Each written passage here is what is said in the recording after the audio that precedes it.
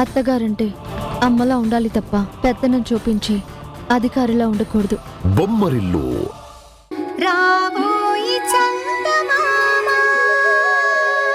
నువ్వన్నట్టుగానే నువ్వు నా కొడుకువి కాదు, నేను ఒప్పుకుంటాను.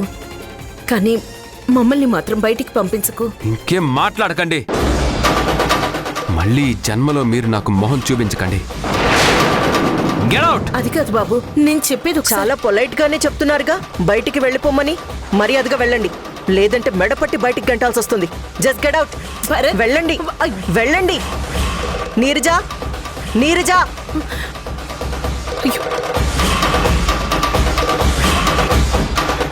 ఏంటి మేడం? వెంటనే వీళ్ళ లగేజ్ అంతా తీసుకొచ్చి బయట పడేసాయి. అది కాదు మేడం. చెప్తుంటే అర్థం కావట్లేదా? ముందు వీళ్ళ లగేజ్ బయట పడే. వెళ్ళు. సరే మేడం. అరే, ఇంకా నిలబడ్డారేంటి? వెళ్తారా లేదా? రా చంద్రిక, రా.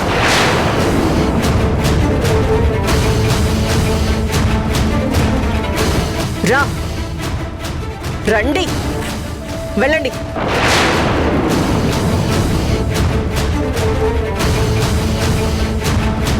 మళ్ళీ మీ మొహాలు నాకు చూపించకండి.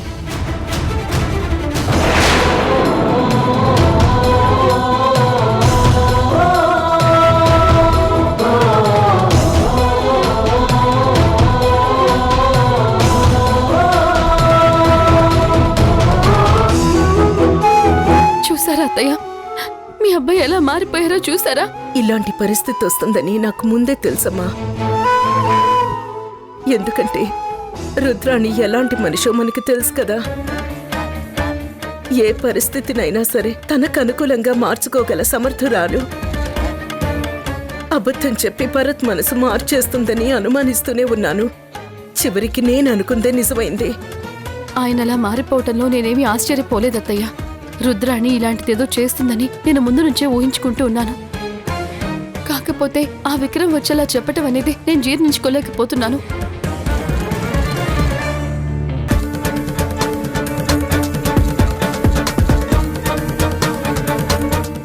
నాకు తెలుసండి, దీనంతటికీ కారణం నేనే అని. నా మీద విపరీతమైన కోపంతో ఉంటారని నాకు తెలుసు.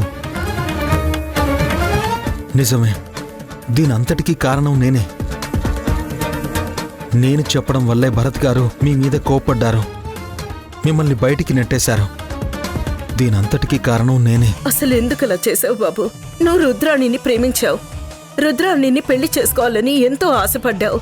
కనీసం రుద్రాణిని చూస్తూ అయినా జీవితం గడపాలని అనుకున్నావా లేదా? నువ్వలా అనుకోబట్టే కదా చంద్రిక నిన్నిక్కడి దాకా తీసుకొచ్చింది. మీ ఇద్దరిని కలపడానికి తను ఆల్రెడీ ప్లాన్ తయారు చేసింది. కానీ నువ్వు ఇంతలోనే ఎందుకిలా బయటపడిపోయావు? ఎందుకు తొందరపడ్డావు? నాకు వేరే దారి లేకపోయిందండి. నా కళ్ళెదురుగా కత్తి తీసుకుని నిజం చెప్పలేదంటే నా ప్రాణం తీసుకుంటానని రుద్రాన్ని బెదిరించిందండి. ఆ క్షణంలో నాకు ఇంకేం చేయాలో అర్థం కాలేదు. నిజంగా నేను గనక భరత్తో నిజం చెప్పకపోయింటే ఈ పాటికి రుద్రాన్ని చనిపోయి ఉండేది. చస్తే చావనివ్వాల్సింది. అది చస్తే సగం దరిద్రం వదిలిపోయేది. అన్ని సమస్యలకి పరిష్కారం దొరికిపోయేది. అత్తయ్య, మరి ఏం చేయమంటావమ్మా? మనం ఎంత చక్కగా ప్లాన్ చేశామో. ఏదో రకంగా భరత్ మనసు మార్చి వాడికి నిజం తెలిసేలా చేద్దామనుకున్నాం. ఆఖరి క్షణంలో మన ప్లాన్ అంతా తలకిందులు చేశాడు. విక్రమ్ చెప్పిన నిజం వల్ల భరత్ మనల్ని తప్పుపట్టి ఇదిగో ఇలా బయటికి గెంటేశాడు. దీనంతటికీ కారణం ఎవరు? విక్రమ్ కాదా? అవునమ్మా, దీనంతటికీ కారణం నా కొడుకే. వాడికి రుద్రాణి మీద విపరీతమైన ప్రేమ. రుద్రానికి ఏవైనా జరిగితే తట్టుకోలేడు. బతికినంతకాలం రుద్రాణి రుద్రాణి అంటూ తన పేరే కలవరిస్తూ తననే తలుచుకుంటూ జీవితాన్ని నాశనం చేసుకుంటున్నాడు. కనీసం మీ వల్లైనా నా కొడుక్కి రుద్రాణి దక్కితే వాడి జీవితం బాగుపడుతుందన్న ఆశతో ఇక్కడికొచ్చాం. కానీ ఇప్పుడు ఆశ పోయింది. మేము ఓడిపోయామమ్మా. మమ్మల్ని క్షమించు. మేమిక్కడి నుంచి వెళ్ళిపోదలుచుకున్నామమ్మా. రారా వెళ్ళిపోదాం.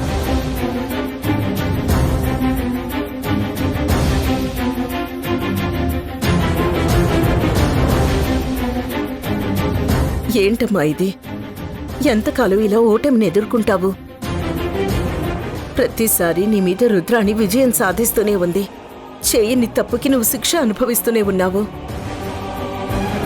పాపాల మీద పాపాలు చేసుకుంటూ అక్కడ రుద్రాణి మాత్రం చాలా సంతోషంగా ఉంది. అసలు దేవుడు కూడా మన పక్షాన నిలబడట్లేదు. ప్రతిసారి కష్టాలు కన్నీళ్లు మాత్రమే మనకి మిగులుతున్నాయి. మనం చేసిన పాపం ఏంటి, ఆ రుద్రాణి చేసుకున్న అదృష్టం ఏంటి? ఇక భరత్ మళ్ళీ మనకు దక్కుతాడు అనే నమ్మకం కూడా లేకుండా పోయింది. ఇప్పుడు ఏం చేయాలి?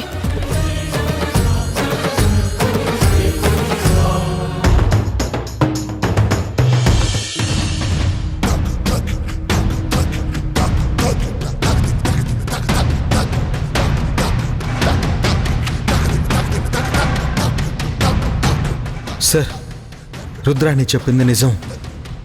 మా ఇద్దరికీ పెళ్లి కాలేదు.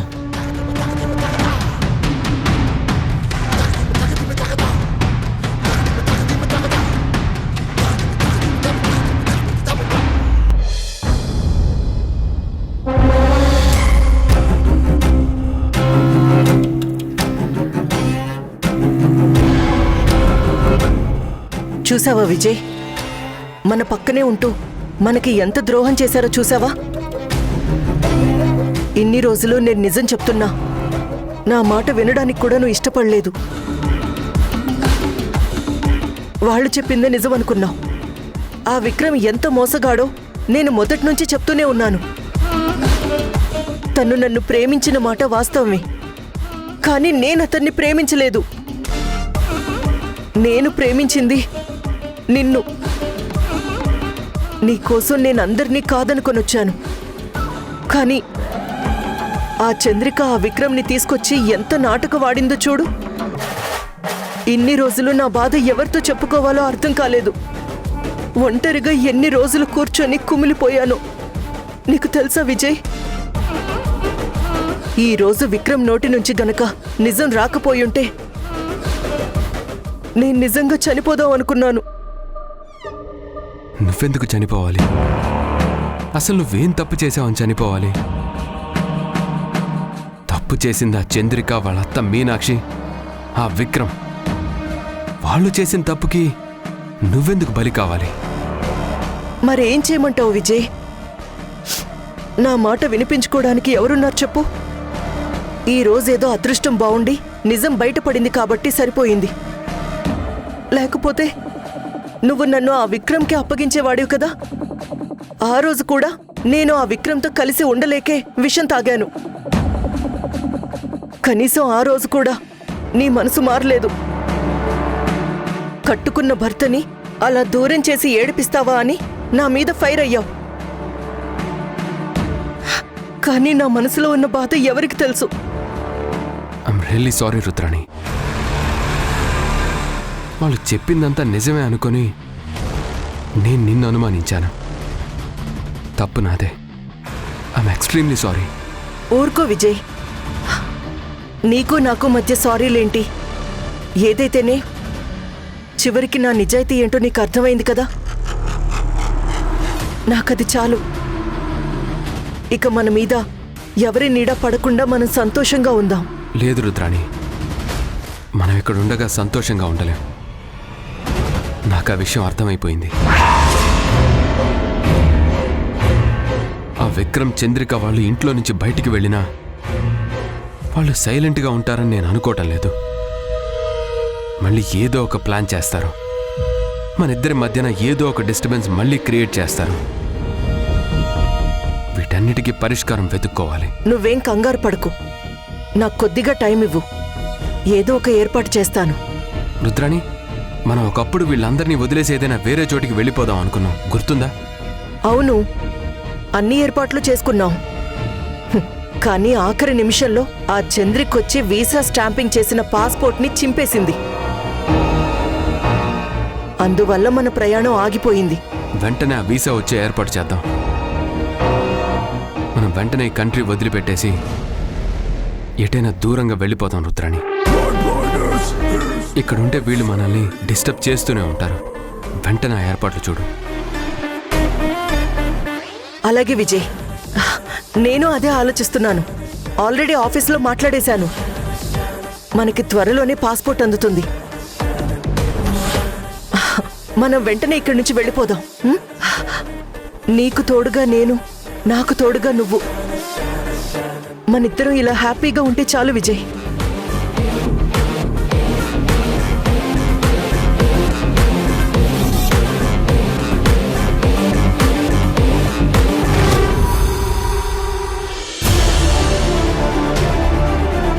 ఏంటో చంద్రిక ఎలాగైనా సరే భరత్ గారిని దక్కించుకుంటుంది, ఈ రుద్రాణి పీడ వదులుతుంది అని నేను ఎంతో ఆనందపడ్డాను.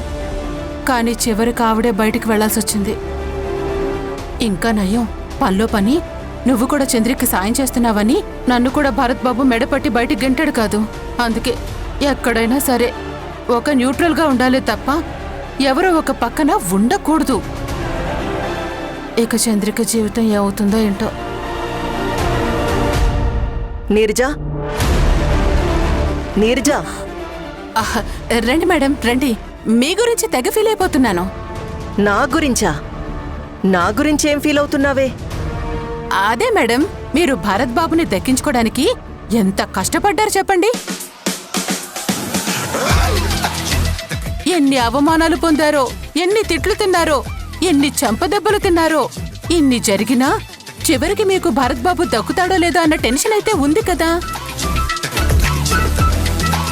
ఏదైతేనే ఇప్పుడు చివరికి ఆ టెన్షన్ తీరిపోయింది.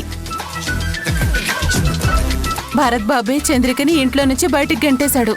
మీరు ఫ్రీ అయిపోయారు. నాకు చాలా సంతోషంగా ఉంది. ఏంటి మేడం అలా చూస్తున్నారు? నేను నిజమే చెప్తున్నాను, నేనేం అబద్ధం చెప్పట్లేదు. హుసే, నీ బుద్ధేంటో నాకు తెలీదా? ఆ చంద్రిక మీనాక్షిలు ఇంట్లో నుంచి బయటికి పోయినందుకు నువ్వు చాలా ఫీల్ అవుతున్నావన్న విషయం నాకు బాగా తెలుసే. నీ ఓవర్ యాక్షన్ నా దగ్గర చేయకు, అర్థమైందా? చేసిన ఓవర్ యాక్షన్ చాలు కానీ వెంటనే మా బట్టలన్నీ సర్దిపెట్టు. బట్టలా? దేనికి మేడం? నేను భరత్ ఈ కంట్రీ వదిలేసి వెళ్ళిపోతున్నాం. వెంటనే ఆ ఏర్పాట్లన్నీ చేసుకుంటున్నాను. నువ్వు లగేజ్ అంతా సర్దిపెట్టు. ఏ క్షణంలోనైనా మేమిక్కడి నుంచి వెళ్ళిపోవచ్చు. ఎక్కడికి వెళ్తున్నారు మేడం? తెలీదు నీరజా. ఏ కంట్రీకి వీసా దొరికితే ఆ కంట్రీకి వెళ్ళిపోతాం, కానీ ఇక్కడ మాత్రం ఉండం. ఇక్కడుంటే నీలాంటి వాళ్ళందరూ చుట్టూ చేరి మమ్మల్ని విడదీయాలని చూస్తారు. అందుకే ఎవ్వరికీ కనిపించినంత దూరంగా వెళ్ళిపోయి మేమిద్దరం హ్యాపీగా ఉండబోతున్నాం. అది ఓకే మేడం. భరత్ బాబు దీనికి ఒప్పుకున్నాడా అని? ఎందుకు ఒప్పుకోడు నీరజా? ఒప్పేసుకున్నాడు.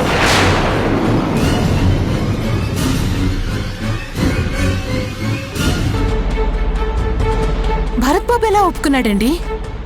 అదేం పిచ్చి ప్రశ్నే. ఎందుకు ఒప్పుకోడు? ఆ చంద్రిక చేసిన నాటకం అంతా బయటపడిపోయింది కదా.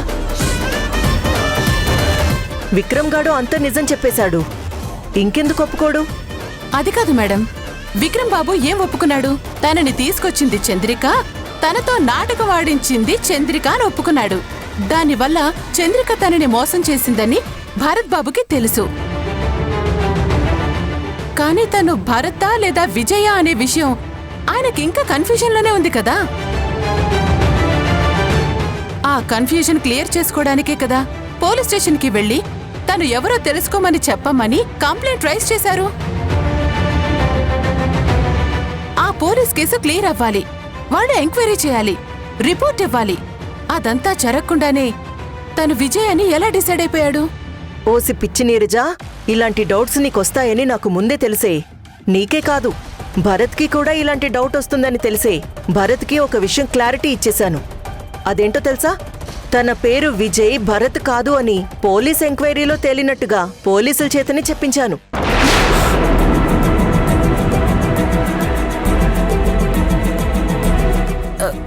ఏంటి మేడం, నిజమా? ఇదెప్పుడు జరిగింది మేడం? నీరజా, నువ్వు నన్ను చాలా తక్కువ అంచనా వేశావు. భరత్ ఎప్పుడైతే పోలీస్ స్టేషన్కెళ్ళి నేను ఎవరో నాకు తెలియడం లేదు, నేను భరత్నా విజయ్నా ఎంక్వైరీ చేసి నాకు చెప్పండని చెప్పాడో ఆ క్షణం నుంచే నా వర్కౌట్ మొదలైంది. ఏ పోలీస్ ఇన్స్పెక్టర్కైతే తను కంప్లైంట్ ఇచ్చాడో అదే ఇన్స్పెక్టర్ చేత తను విజయే అని భరత్ కాదు అని ఆమె నోటితోనే చెప్పించా. నేను ఇంట్లోనే ఉన్నాను కదా, ఇదంతా ఎప్పుడు జరిగింది? ఆ ఇన్స్పెక్టర్ వచ్చి ఎప్పుడు చెప్పింది? జరిగింది నీరజ. నువ్వు ఆ చంద్రిక బిడ్డ కోసం ఏదో కొనుక్కు రావడానికి సూపర్ మార్కెట్కి వెళ్ళావు, గుర్తుందా? ఆ టైంలోనే లేడీ ఎస్ఐ ఇక్కడికొచ్చింది.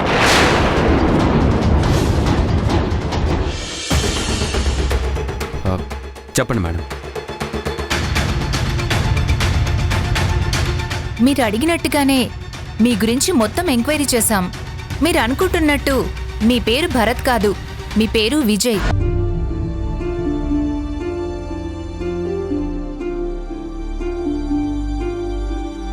మరి నేను భరత్నని చంద్రిక మీనాక్షి గారు చెప్తూ ఉన్నారు. వాళ్ళ బిడ్డకు కూడా నేనే తండ్రిని అని వాళ్ళు చెప్తూ ఉన్నారు. అదంతా నిజం కాదా? లేదండి, మీరు అన్నట్టుగానే చంద్రిక భర్త పేరు భరతే. తను ఒక లాయర్. కానీ అతను బాంబ్ బ్లాస్ట్లో చనిపోయాడు. అతను చనిపోయినట్టుగా medical certificate, post mortem report అన్నీ చూసాం. అన్నీ అతను చనిపోయినట్టుగానే చూపిస్తున్నాయి. కాకపోతే అతనికి మీకు చాలా దగ్గరి పోలికలు ఉండడం వల్ల మిమ్మల్ని చూసి ఆ చంద్రిక తన భర్తే అనుకుంటుంది. వాళ్ళ కళ్ళ ముందే భరత్ అనే అతను బాంబ్ బ్లాస్ట్లో చనిపోయిన తర్వాత కూడా వాళ్ళెందుకు మిమ్మల్నే భరత్ అని క్లెయిమ్ చేస్తున్నారో నాకు అర్థం కావట్లేదు. తొందరలోనే ఆ విషయం కూడా తెలుసుకుంటాను. నేను ముందు నుంచి చెప్తూనే ఉన్నాను కదా విజయ్, నువ్వేమో నా మాట వినలేదు. నువ్వు విజయ్, నా మాట ఇప్పటికైనా నమ్ముతావా? ఈవిడ చెప్పింది 100% నిజం. మీ పేరున ఉన్న pan card, Aadhaar card, passport అవన్నీ కూడా ఎంక్వైరీ చేశాం. అన్నిట్లోనూ మీరు విజయ్ అనే తెలిసింది. మీ స్కూల్ సర్టిఫికెట్తో సహా మీరు విజయ్ అనే చెప్తున్నాయి. ఇదిగోండి, ఆ రిపోర్ట్స్ మీకు అందజేస్తున్నాను. చాలా థ్యాంక్స్ అండి. You are most welcome.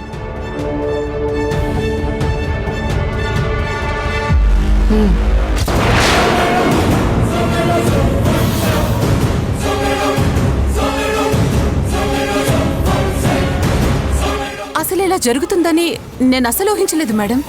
నాకు వినటానికి చాలా షాకింగ్గా ఉంది. షాక్ దేనికి నీరజ? ఆ లేడీ ఎస్ఐ మిమ్మల్ని చూస్తేనే ఒంటి కాలు మీద లేచింది కదా మేడం. మీరంటేనే అసలు తనకి పడదు కదా. అలాంటిది తనంతట తానొచ్చి ఒక అబద్ధాన్ని నిజమని చెప్పి నమ్మించి మరి ఒక రిపోర్ట్ ఇచ్చిందంటే నేను నమ్మలేకపోతున్నాను మేడం. ఆ రోజు మీరు పోలీస్ స్టేషన్కి వెళ్ళి కొంచెం ఫేవర్ చేయమని అడిగితే మిమ్మల్ని నానా బూతులు తిట్టి పంపించింది కదా. అవును. మరి ఆ రోజు అన్ని బూతులు తిట్టిన మనిషి ఈ రోజు ఇంటికొచ్చి మరి అబద్ధాలన్నీ నిజాలుగా ఎలా చెప్పింది? భరత్ బాబుని విజయ్ బాబు అని ఎలా చెప్పింది? అలా ఎలా ప్రూవ్ చేసింది? నాకేం అర్థం కావడం లేదు మేడం. చూడు నీరజ, ఇనుము కూడా వేడి చేస్తే ఎంతో కొంత టైంలో వంగిపోతుంది. అలాగే ఎంత గట్టి మనిషి అయినా సరే ఏదో ఒక పాయింట్లో లొంగిపోతాడు. అలా లొంగ తీసుకోవడంలోనే మన టాలెంట్ ఉంటుంది. ఇక్కడున్నదెవరు? రుద్రాణి. ఎలాంటి వాళ్లనైనా లొంగదీయగల శక్తి ఈ రుద్రాణికి మాత్రమే ఉంది. ఆ ఎస్ఐ ఏంటి, అలాంటి వాళ్ళు ఎంతమంది వచ్చినా ఎలా వంచాలో నాకు బాగా తెలుసు. That is Rudrani.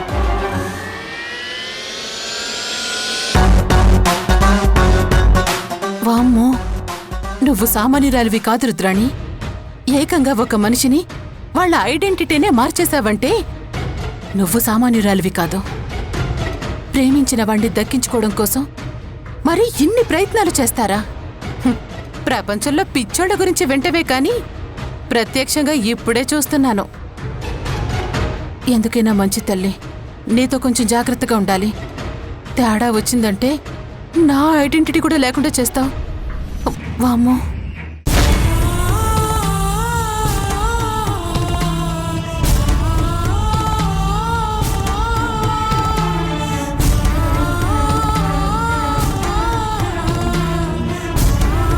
చంద్రిక, ఇంక వాడి మీద ఆశలు పెట్టుకోవడం అనవసరం. మనం ఇక్కడ ఉండటం వల్ల ఉపయోగం లేదు. వెళ్ళిపోదాం పదా. ఏమంటున్నారు అత్తయ్య? వెళ్ళిపోదామా? అలా ఎలా వెళ్ళిపోతాం? వెళ్ళాలమ్మా. ఇక్కడే ఉండటం వల్ల వాడి దృష్టిలో మరింత చులకనవడం తప్ప ఉపయోగం లేదు. నువ్వెంత బాధపడుతూ ఇంటి ముందు నిలబడినా కనీసం వాడికి కనికరం ఉండదు. చూసావుగా ఎంత నిర్మోహమాటంగా మనల్ని ఇంట్లోంచి బయటికి వెళ్ళగొట్టేశాడు. వాడొచ్చి మళ్ళీ నిన్ను లోపలికి తీసుకెళ్తాడు అనుకోవడం నీ భ్రమ. వాడిప్పుడు మన భరత్ కాదు, నిజంగానే విజయ్గా మారిపోయాడు. ఆ రుద్రాణి చేతిలో కీలుబొమ్మ అయిపోయాడు. వెళ్ళిపోదాం పదమ్మా. నేను రాలేనత్తయ్య. చూడమ్మా, ఫలితం ఉంటుంది అనుకునే దగ్గర ఆశతో ఎంత కష్టపడినా పర్వాలేదు. కానీ ఎంత కష్టపడినా ఫలితం అనేది శూన్యం అనుకున్న చోట ఎదురు చూడటం అనేది మూర్ఖత్వమే అవుతుంది. నిజంగానే ఆ రోజు బాంబ్ బ్లాస్ట్లో వాడి ప్రాణాలు పోయుంటే ఏం చేసేవాళ్ళం? ఈరోజు అదే జరిగింది అనుకుని మొండి ధైర్యంతో ఇక్కడి నుంచి వెళ్ళిపోయి కొత్త జీవితం మొదలుపెట్టు. నీ పాపకి ఎలాంటి కష్టం రాకుండా పెంచుకుందాం. అత్తయ్య, నా భర్త లేకుండా నేను వెళ్ళిపోయాను అంటే నేను ప్రాణాలతో లేనట్టే అత్తయ్య.